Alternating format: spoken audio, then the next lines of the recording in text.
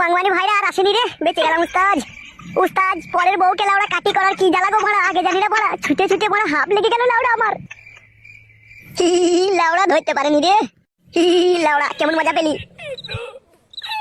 দাঁতটা বন্ধ করো মারা তোমার। লাউড়া উস্তাদ তোমার সাথে আর কোনোদিন আসবো না মারা, এই বউ দিকে লাগাইতে এসে মারা জীবন হারিয়ে যাওয়ার চান্স মারা, এরকম আবার কেউ করে মারার বালছি।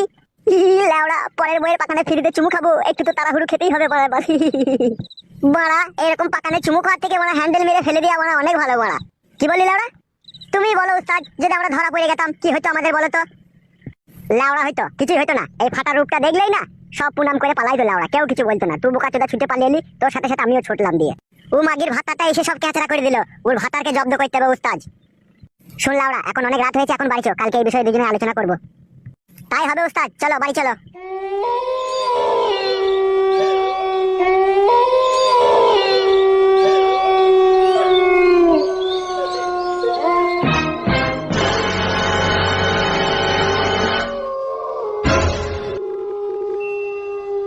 কি হলো মাগি, আবার গান মারাতে জানালি কেন? চ ঘর ঢুক।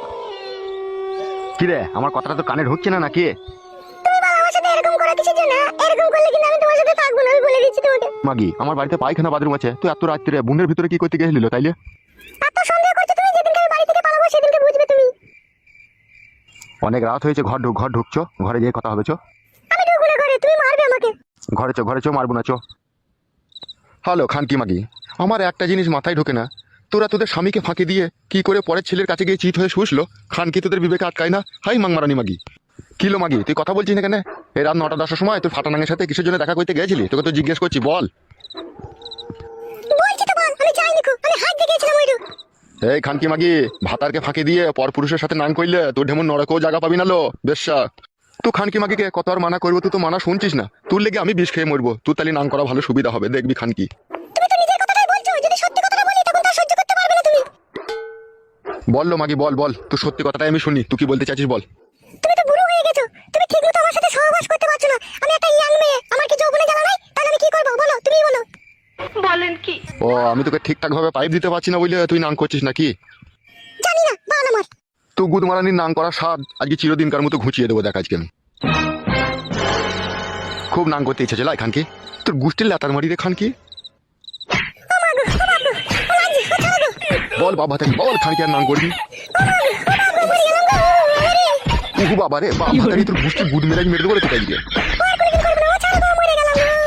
মেরেই দেবো রে বাবা।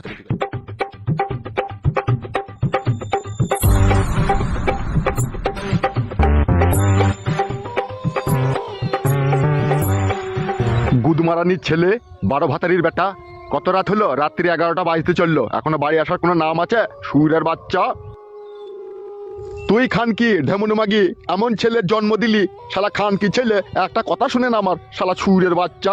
কত হলো রাত, রাত কতক্ষণ বাইরে থাকে? শালা খানকি ছেলেকে আতুর ঘরে মেরে দেওয়া দরকার ছিল, শালাকে পৃথিবীর মুখ দেখানোই আমার ভুল হয়েছে।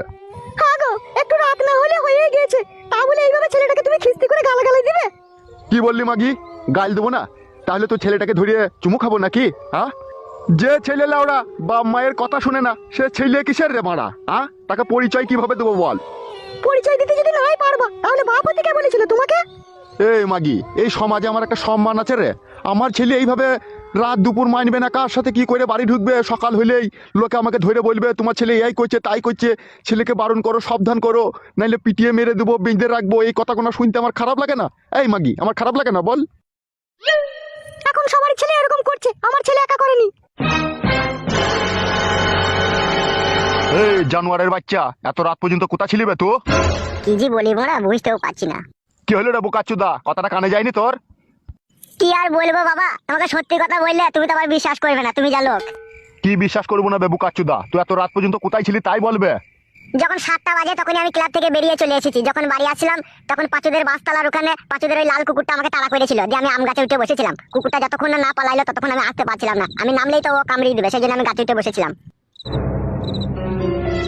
হবে খানকি ছেলে, তোকে এই বয়সে এত নাটকে শিখাইছি কে বে চুদির বেটা?